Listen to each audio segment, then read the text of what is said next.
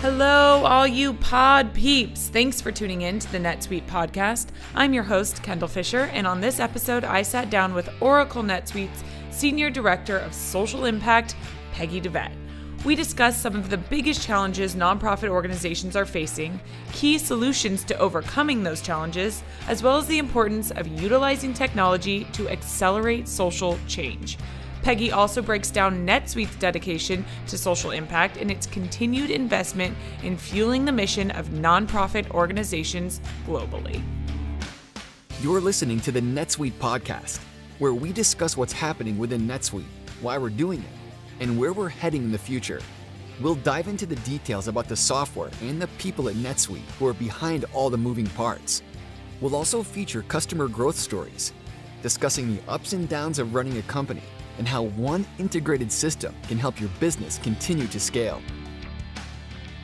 Before we get into this episode with Peggy, I want to thank our sponsor, Hint. If you don't know about Hint yet, their brand is all about making everyday chores more enjoyable. It started when Kara Golden, Hint's founder, needed a way to drink more water, but wanted flavor without all those sugars and sweeteners that come in most drinks. So she created Hint Water, and I have to tell you, this is my go-to drink every day. It has just a hint of flavor from real fruit essences and doesn't have any of those sugars or sweeteners.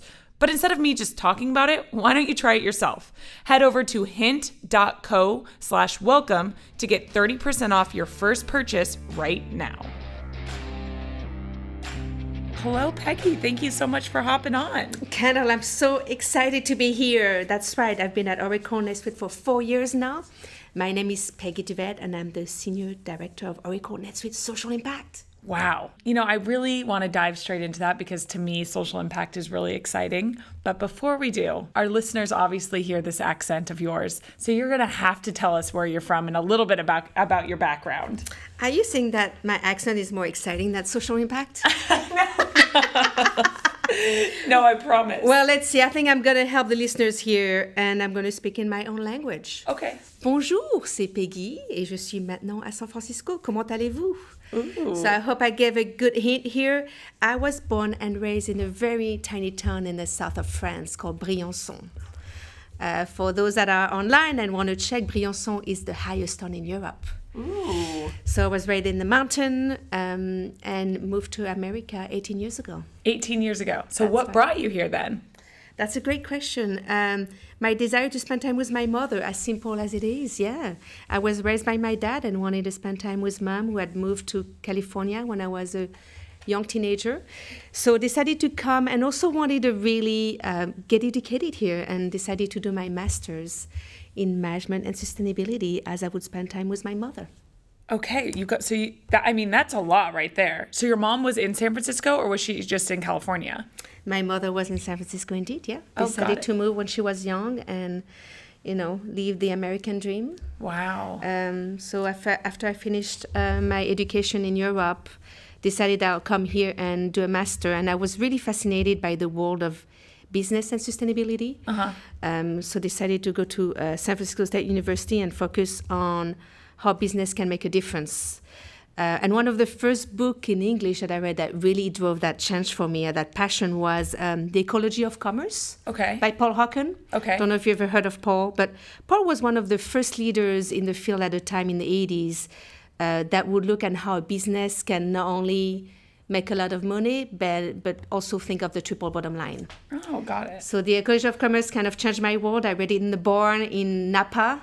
I'm like, oh my God, really? Is that possible? Oh my gosh. And then kind of drove my desire to go into the business world and specifically looking at environmental issues, and did my master then and became the first student to ever graduate in sustainability at San Francisco. I was going to say, that is very niche. I have never heard of anybody graduating, with a master's in sustainability, which is pretty cool. It's pretty cool. There's a lot now, by the way, Kendall. And there should be more. But back then, yes, that's right. It was still an emerging field, a brand new field, and it was fun. I even did a thesis on organic wine, and I don't drink wine. Oh my gosh. So pretty funny. But I think, if you look back then, it was new and it was exciting. Now what's even more exciting is having a degree in sustainability is a common thing. Right. And we want more people that are able to talk that language. Yeah. So, okay, so you graduated and then, tell me if I'm correct, in 2002, correct? With your MBA? Am I that old? That is correct. Don't do the math, listeners. Don't do the math. No, you are young. You look what, 21? Just That's kidding. right. Thank you. So you graduated in 2002. What did you do after that? How did you actually, after getting this degree in sustainability, how did you actually go ahead and move forward in finding a career in that sector? Well, I think I give you a hint. Okay. I told you that what triggered my master's was reading his book. Right. So what would be the normal thing to do? Go and see that author and ask for a job. Oh my gosh, stop. So I actually Googled him and see who was connected to him that I knew, and went to Paul Hawken and said I would be interested in working with you. So I went to his assistant. And I said, I'm a young mother. I'd be willing to do anything, but I really want to work for you guys. Wait, so you were I didn't know that. I was a young mother at the time. Drop that subtle hint. I know, a subtle hint. I had a 3-month-old baby, and talked at the time to Kelly Costa, who was Paul Hawken's right hand, and said, I really want to learn from you, and I want to be able to drive change with you. And that was a yes after an hour conversation. And then from then on, dedicated my career for 10 years in that realm with Paul. Wow. Can you tell us a little bit? I mean, what did you love about that job? What did you love about working with him? Other than that he kind of, encouraged your career path. Right. Well, I think it's an amazing gift to be able to do a job and be mentored by the person that you expect the most. Yeah. We all have leaders that we, are looking towards, and Paul was one of them during this phase of my life. I think what's the most exciting is to be able to realize that not only one can have a vision, but we can execute it. Right. And his vision was very simple. It was about how can we connect the world of nonprofit and charities all around the world towards sustainability and social justice. So he gave me that task, and it was a fun task to co-create together. And that's what triggered my world for Natural Capital Institute, and which was then named Wiser Earth. But our mission was simply twofold. How can we bring more visibility to the grassroots movement around environmental issue and social justice issue? And once you bring that visibility, how do you allow people to connect and collaborate? Yeah. Because it's one thing to know that you have 2 nonprofits working towards food bank issues or whatever it may be. But what do you do to then ensure that they connect and collaborate? So we built the largest database of nonprofit at the time. We had 110,000 nonprofits. Oh my gosh. Globally. That was based on the Wikipedia model, so anybody could edit and participate in building that database. And then we created an online space where people could connect and collaborate. Wow. So Wise Earth was around 90,000 members online. Okay. And it was about connecting online, offline, locally, and globally. Wow. And what kind of model do you use, or motivational strategy do you use to get people to connect on issues like this? Because as much as like here in San Francisco, it's a big, sustainability is a big topic, and we know about it. What about those, flyover states or people elsewhere that, it's not as big of a conversation? That's right. So I think, the way we did it is engage the people that are already in the conversations. Got it. First and foremost. And incentivize so they are interested in collaborating. Yeah. I think the problem we have in the nonprofit sector right now is we're so busy fundraising for our own brand. Yeah. And doing the good work we do that we are not always spending as much time as collaborating. Which brings me to why I closed Wiser Earth, which is very unusual. Yeah. I challenge my board and I challenge my community in saying, are we doing the right work by what we're doing? So when we started 10 years before, there was no other platform like it was. Right. But you look, 8 years later, you had Facebook where people, you can create the Facebook page and create your community. You had a lot of different tools. So I challenged my board and my community and asked, are we really fulfilling a mission of allowing people to collaborate? And we realized that we had done a great job bringing visibility. Got it. But then we were forcing people to come to our platform instead of going to where people were. Wow. Some communities in Uganda were not going to go on Wise Earth. They needed Facebook. Right. Some other communities will do it on text. Right. So you have to go where people are instead of pushing people to your space, right? Got it. So we made a bold move and decided to close Wiser Earth, the nonprofit, the 501c3, and repurposed our assets to other nonprofits that were better equipped for part of the mission. And one of my members in Africa said, Peggy, never doubt that Wise Earth was a success, because success is not always about scale. Oh, yeah. It can also be about recycling and giving back, and that's what we did. We recycled back to the earth and gave our assets to our community. That's pretty incredible. I mean, already this is an incredible journey. So now, of course, you know what I'm wondering, which is you close Wiser Earth. How do you end up at NetSuite? Which obviously NetSuite as a whole isn't a nonprofit company, very clearly. So how did you make the move over here, and how did you see that window and that opportunity for the impact that you could make here? That's a great question. I was always with Wiser Earth. I ended up being in the technology space because we had to build our own platform. So I started becoming fluent in the space of technology and social impact. And after, we were through that phase of transition with Wise Earth, I wanted to think much bigger than what I thought. Got it. Working under a vehicle of 501c3 and a nonprofit, you're limited. You have to, as an executive director, you have to spend a lot of time in fundraising. So I wanted a new vehicle for change, still in the same space. And was really intrigued at the time by Oracle NetSuite, which was only NetSuite at the time, right? Because the social impact piece was big, but not as large as one could think when you think of the resources behind it. And I liked that because that told me that there was a lot of integrity behind the mission. Right. And maybe I should share what the mission is. Yes. So Oracle NetSuite social impact mission is really to ensure and support nonprofits of all size to leverage of technology for their mission. Right. So we don't want nonprofits to worry about their backend operation.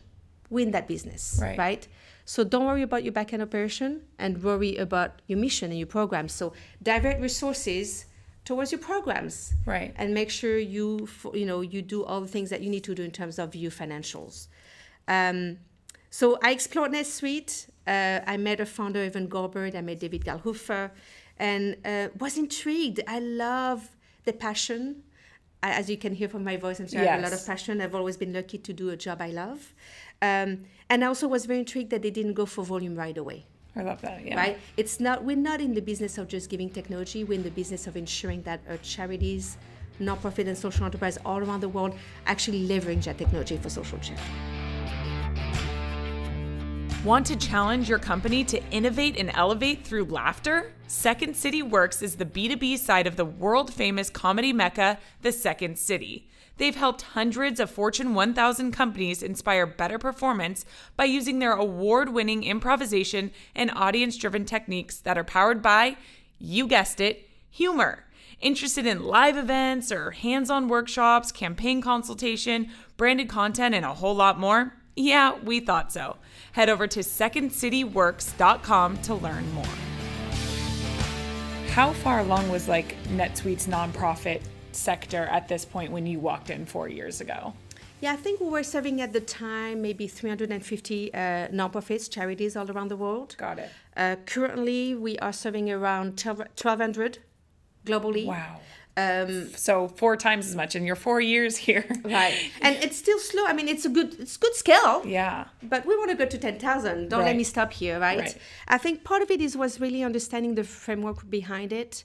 It's easy to say to use technology for social change, but how do you really drive it? Right. What's unique about our program and what we do is we're just not in the business only of giving away software, right? But we're in the business of elevating our employees' expertise to help those charities all around the world to use that software. So it's about giving away or donating the software, right? But also doing pro bono around it, right? And it's an international model, right? So how do you localize that piece while being true to the needs of the nonprofits that you serve? Right. So was this the mission when you first came in, or did you tweak the mission to help, with your history and your work experience, did you tweak the mission to kind of make it more focused into what it is today, leveraging it to help, fuel, leveraging technology to help fuel their mission? Right. No, the vision and mission has remained the same. They remain true. We really want to make sure that we accelerate the social impact of nonprofit and social enterprise globally, regardless of their ability to pay. Got it. So remember, when I had Wiser Earth, I had a nonprofit of 1.6 million.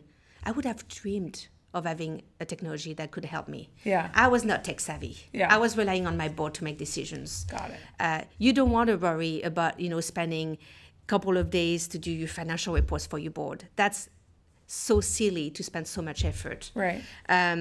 So, I love the fact that what we're doing, some people might think it's not sexy. I think it's very sexy to help back-end operations. Oh, I do too. Right? We tend to focus on what's shiny. Yeah. But you know what? If we truly help those organizations, have their back-end taken care of, then they can focus on the mission and support the communities they are. Right, exactly. I mean, I just did a shoot actually for our kind of documentary style videos that we're doing over at GrowWire, and I just did a shoot with Alex's Lemonade Stand. And the way that they talked about how much NetSuite has really helped them take control of their financials and their grants and all of their processes, their donors. I mean, they literally were like, they wouldn't have been able to grow as much as they have without it. So I think it's, whether or not everybody else thinks it's shiny and sexy, we know it is. Well, we did a Buildathon for Good recently in California and San Mateo, and we had around 6 nonprofits coming, and we had a team of 3 employees for each nonprofits. And Texo Global was one of the nonprofits that's benefiting from our software donation. And at Chica Phillips, after 6 hours being with our employees, came to me, is like, Peggy, do you realize that I've just saved 30 hours per month? Oh my gosh. To do my reporting for my grantees, because they re-grant some softwares. Yeah. I'm like, 30 hours a month. That's a lot. And I'm just like, oh, can I record this, please? Right. It's just unbelievable. We forget that, in the nonprofit sector, and even for startup, right, social enterprises, time is a high value currency. Yeah. Right? Right. So I want to be helping more of those, and I want to be able to make sure that we reach the tiny nonprofits, that the one that volunteer run, that may have only 1 or 2, like change makers. Right. Right. In their location. Yeah. It's pretty, and we'll get to Buildathon, we'll get to Hackathon for Good, we'll get to Pro Bono, just everything else that I want to talk about in a second. But before we get to that, there is something that I do want to touch on, which is, you kind of were explaining it, the challenges that you see kind of across the board in nonprofits right now. And kind of what's one of the biggest, issues that you see when, especially coming from where you've come from, being in it for 10 years before coming here. Mm-hmm. I think there's 2 core issues. Number one is anybody that comes to me and asks me, hey, should I start my own 501c3? I'll be like, stop right here. What are you in the business of, and who is out there doing it? And can you join forces instead of starting yet another brand? Right. I don't think we need more 501c3 in the market. And I apologize if I use that terminology, but I don't think we need more nonprofits globally. Got it. I think we need to consolidate and really join forces if we really want to drive scale and volume. Got it. Which then brings me to the other element I think we can all have a drastic influence over, is thinking about scale and having a business mind. Mm-hmm. My nonprofit was rather unique. We had a lot of leaders in my nonprofit that had masters. Mm-hmm. Wow. And in business, masters in business. It's very unusual, we tend to drive our work with passion. So I think that balance, it's a tough balance. You don't want to lose your passion. You don't want to use what you do, the job you do. Right. But yet it's so important to think of business and of skills and those back-end operations, mm-hmm. right? Technology is an enabler, so you can focus more on your passion. Right. But sometimes nonprofits has to think. Can you give us an example of a nonprofit that you've worked with that, kind of didn't think of that scalability at the beginning, or they did, and maybe they incorporated NetSuite, or how they overcame that challenge of scalability and being able to kind of break through that glass ceiling? Mm-hmm. Do you know Kiva Microfund? Yeah. Yes. Right? So Kiva was that was pre-Peggy, as a matter of fact. Oh. Kiva was an early adapter of NetSuite. Interesting. So, and remember, they're in the business of doing microloans globally, right? Mm-hmm. I think they have over 2 million entrepreneurs right now. Wow. 785 million in microloans. Wow. If I'm not mistaken. So they need to move fast. Got it. So imagine the impact of technology for an operation of that scale internationally. So when they were young, when Kiva, before they went to that scale, they actually adopted NetSuite. Oh my gosh. Because remember, as you scale with when you think about, or if you know Ashoka change makers, you have a theory of change. Right. You need to prove your theory of change, and then you scale. So I think as you prove your theory of change, that's why you have this opportunity to look at technology to enable you. Right. Because if you have that technology behind it, then scale becomes much easier. Right. So that's exactly what Kiva had. They had antiquated technology at the time that was causing delay in reporting. Imagine reporting in 85 countries. What a headache, right? Yeah. And then you think about all the compliance behind all of that. So I think they're a successful example of they had the theory of change, they knew it was going to work, they were looking at scale and put the technology right at that time so they would go to that scale that they have right now. Incredible. And especially since obviously I actually on an earlier podcast, I talked with Jim McGeever and Craig Sullivan, and we talked a lot about, global growth. Yeah. And so for something like that,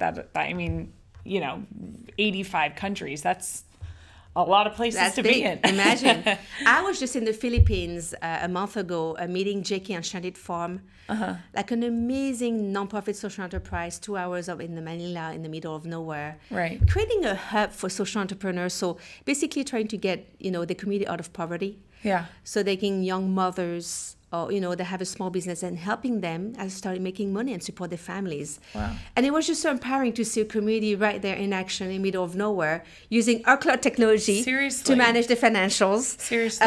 But, it's a good reminder that, we all have, a big mission and a theory of change. But regardless of where you are, whether you are in, Jake and Shandit Farm, which is really remote. Right. As long as you have internet access, right, you can leverage technology. Yeah. How do you think that they heard about us? Like, how does in that remote of an area, how are they knowing, not only just hearing about NetSuite, but being, feeling that they can trust NetSuite, do you think? I think we're being very blessed. We actually did recently a survey with our 1,200 charities that we support globally, and 85% of those nonprofits said that they were willing to refer NetSuite as a product, for their backend operation. So I think a lot of it is, it's word of mouth. Wow. Remember, I think when I was an executive director, when I was looking for technology, or I would ask my board members or my trusted advisor. Right. You go to who you know, and it's very, in the nonprofit, it's very common. You ask people that you know. Of course. Hey, what do you use to run your financials? What do you use to use your donor management? Right. So I think for JK and Shandit Farm, that was exactly the case. Got it. One of the board member, I believe, was using NetSuite for one of the other projects. But in the Philippines, we've grown tremendously. When we were there 4 years ago when I started, I think we had around maybe 5 or 6 nonprofits. We have over 200 nonprofits right now on NetSuite. Wow. So 18% of our charities using NetSuite are in the Philippines right now. Wow, that's incredible. So obviously, other than, scalability and some of the stuff that we've touched on, financials, you just kind of mentioned it, financials for nonprofits and making sure they're able to meet their organization's needs while still fueling their mission through old and new supporters is something that is, front of mind, clearly. Can you speak to that a little bit? Why is it so important for nonprofits to maintain communication with their past and present donors and to be able to keep track of their financials in that manner? Mm-hmm. Well, number one, when you run a nonprofit, you're accountable to every dime you spend. Right. This is public fund. Right. So if I spend $1 to buy gum, right, I need to justify that. Yeah. So it's key that nonprofits realize that while Excel it can be a great tool, right, to keep track of your financials. I mean, we need better reporting in the nonprofit sector because we are using charitable money towards our missions. So if I think of why nonprofits should leverage technology to run the financial, well, it's very simple.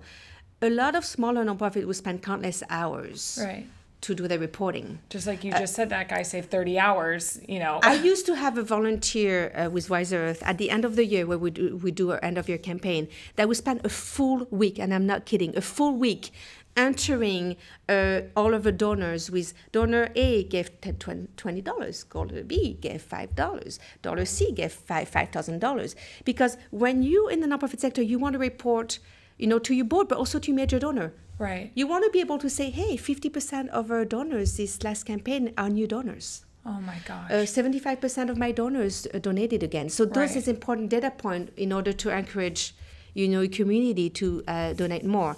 I think if I think about a nonprofit right now, Food Hungry Canada, an amazing nonprofit. So they do international work. Okay. They help communities in developing nations like Africa, Asia, to reduce poverty. Okay. And to help them be more sustainable. Yeah. So with Food Canada, with FH Canada, the problem they had is they had multiple systems. Okay. Okay. And they could not bring those systems to come together. So they were looking for a unified solution. Of course. And again, think about that fundraising gap where it's fundraising reason. You have your gala, you have all those things that you do. And it would take forever to have a central space and how you communicate to your donor. Right. Well, if I have a donor that gives me $10,000 or $100,000, my communication is going to be different than when I communicate to a donor that gives me $5. Right. So it's important to have a system that manages all those communication channels, right? So for FH Canada, they came to NetSuite because they had a unified, they were looking for a unified platform. Right. But then secondly, they were able to then reduce the annual cost in terms of fundraising to 10%. Oh my gosh. Because they finally had a central donor place to personalize. Exactly, where they could keep track of the bigger donors versus, that they could keep in contact and with. They understand that, like a lot of nonprofit, relationship is the most important. Right. Relationship with the community you serve, relationship with your donor, relationship with your board. And I'll quote this, they said, NetSuite help us live a motto, relationship first. Which American company started with a guy in a garage, was featured on Shark Tank, and now has over 1 million customers? Hint, they're reducing crime in neighborhoods everywhere. Here's Ring Video Doorbell founder Jamie Siminoff with his secret to success. It's true. In just a few years, we've had huge growth. We've hired hundreds of people, expanded our warehouse, and we're shipping millions of units a year, all while making sure our customers are happy. I've had lots of things to worry about, but I never worry about our finance and accounting because we use NetSuite from Oracle. From the beginning, NetSuite let me see what's going on with my business in real time. From revenues to expenses, customers and orders, even HR. I run my business from a dashboard right on my phone. NetSuite has been my business management system from 10 to a team of over 1,000. And NetSuite will be my choice as we continue to innovate and grow. Go to netsuite.com/ring to see how Jamie scaled his business. You'll also get our free guide titled Overcoming Your 5 Obstacles to Growth. That's netsuite.com/ring for your free guide and the story of a great American company. netsuite.com/ring.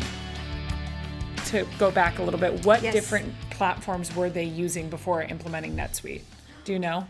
I don't know. So I don't want to. It was Excel. And, a lot of the talking for nonprofits under 5 million. Yeah. They often are on Excel. Yeah.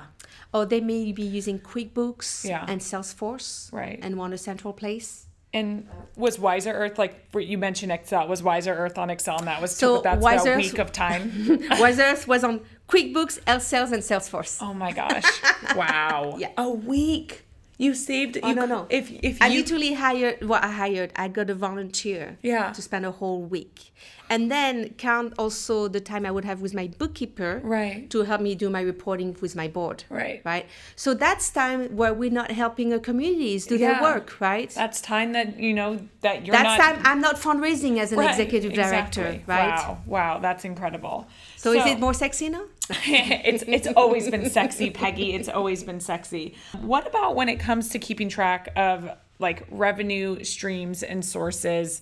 What challenges, other than donors, what challenges are there? Because, in nonprofit, it's not obviously fundraising is a big part of it, but what about other revenue streams?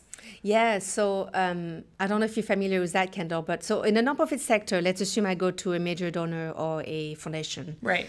And I'll fundraise for a program. Mm-hmm. I say, hey, we're launching a brand new program in Uganda. Right. So what will happen is that foundation will give you, let's say, $100,000 for your Uganda project and say you can use 15% for general operations, but 85% of the rest of the fund needs to be dedicated to that project. Mm-hmm. So think about now budget allocation and expense allocation. Yep. I need to then report to my founder a year later that 85% of that 100K was spent towards my Uganda project. Right. So yes, you can do that on Excel, absolutely. But you're going to have to start any expense you have, you need to then allocate it and segment it against that expense and project. Every right? piece of gum you buy, Remember, every piece of gum you buy, right? Yeah. So this is where, I can't underemphasize to our nonprofit leaders and our listeners, just think of technology seriously, because it will help you save time at the end. It is overwhelming at first, right, to think about implementing a new technology or becoming verse. But I think we have enough communities, and I won't talk about just NetSuite. There's a lot of other companies out there. We're spending more effort as an industry to enable those nonprofits to leverage technology for social change. Right. So kind of along those same notes, what other successes are you seeing with nonprofits leveraging technology to fuel their mission? Well, I think what gets me excited in our industry is the fact that we're not only thinking as technology as a silo, but we think also about the pro bono piece and the capacity building. Right. You know, I can't underemphasize enough the fact that when nonprofits identify technologies or potential technology for their mission, they need to look at it as an ecosystem. So yes, you have a software that matches your current problems. So are you ready? If I were to talk to your listeners right now, I would say, you know, what problems do you have? Right. What problem are you trying to solve? Got it. Right? If you're trying to now get a major donor to give you more, maybe NetSuite is not the right one. Now, if you're trying to gain more transparency in your financials, if you're trying to start using data to drive your strategic thinking, then NetSuite is the right solution for you, right? And is this something that they should be thinking about from day one, from the very start? Maybe not day one. Maybe, you know, day 100. 150. Got it. But I think, you know, and it depends also the drive behind the founder of that nonprofit, right? If you in the technology field and you literate around that, obviously day one might be very appropriate. Right. But I think as you think of the software you want to support your mission, then think about the community aspect. You know, under social impact, we spend a lot of time building that community. In the Philippines, the reason why 18% of nonprofits, you know, are using NetSuite is because of that community and support. We really bring them together. Right. We also have the pro bono element where people support each other and employees support so grantees. So when you think of technology, it's not just about the software in itself, it's about all the ecosystem around it. Right. And the people. I always, whenever I talk, you know, I'll bring Alex's Lemonade Stand Foundation up again, because every time I've talked to them, you know, I've interviewed them twice now and worked with them a couple different times. And every time they say to me, the people that I work with, the people at NetSuite, the support from anywhere from tech to sales to wherever, everybody has been so welcoming and it feels like a family. That's right. And so that's kind of what I like about, you know, talking about this, is because we're bringing that feeling of family into making a difference in this world too. So I think that's exciting. And think about the employees at NetSuite. We want to give back, right? Right. I'm lucky because my world is about giving, right? So I'm very blessed. But there's a lot of employees at Oracle NetSuite that want to be able to give back. Right. And it could be NetSuite expertise. It could be being a strong product manager. You could have communication skills. Right. Those nonprofits are craving for that expertise. Exactly. So I think it's a win-win. You know, we bring kind of all those expertise together. Right. And allow for change. And we have around, 10% of our employee population right now does pro bono globally. Wow. And we get it over and over. You know, they feel so engaged and they feel like they've learned so much. Yeah, right. Because it's a different world. Yeah, exactly. So I kind of want to, well, as we wrap things up here, I want to ask you, can you kind of break down for our listeners who maybe are interested, maybe they have their own nonprofit, they're leading their own nonprofit, they work for a nonprofit, or they're thinking about, you know, starting something in the future if it doesn't already exist. Tip number one, make sure that if you can join forces with someone else that you do. But if they're starting one, what are like the various kind of assets that NetSuite can help with? Let's talk like pro bono, let's talk some of the hackathon, build-a-thon, and then, some of the other courses these nonprofits could take. So if I think about the steps, and by the way, we have we did a collaboration with Idleware, which is a wonderful capacity building organization. So I highly recommend that paper. Is how to select your financial software. Okay. It's a white paper. It's downloadable, and maybe we can put it as a resource for the podcast. I will make sure to add that. It'll be in our description, and you'll have that link. Wonderful. So, you know, number one problem are you trying to solve? Okay. Are you ready to solve it now? I've got a lot of issues. Am I ready to tackle all of the issues now? Maybe not. And once we've identified that, you know, look at the current system you're using. Okay. Because don't fix something that's not broken. Right. If your Excel is working, maybe stay on Excel. You know, I'm a big proponent of do not change things that don't need to be changed. Got it. And then why should you consider NetSuite? Most nonprofits come to us because they're looking for a unified platform, right? A space where you can do it all, run your financials, manage your donors, manage your inventory, connect your e-commerce, right? So they have disparate systems, and they're looking for one unified system on the cloud. Got it. They're thinking of scale. They want to go international. NetSuite is perfect for that. Got it. We were meant to scale. This is about volume and scale, right? Yeah. But again, it's not just about the technology. Technology is one element, right? We have a team. We are so blessed that our founders and president are endorsing our work. We have a team dedicated to help you leverage that technology for change. Got it. Right? So once you become part of a software donation, you then have access to our employees to do pro bono. Wow. So on a quality basis, you can apply for pro bono and get support for the dashboard, for your board, for your board. Right. Whatever issue you may have.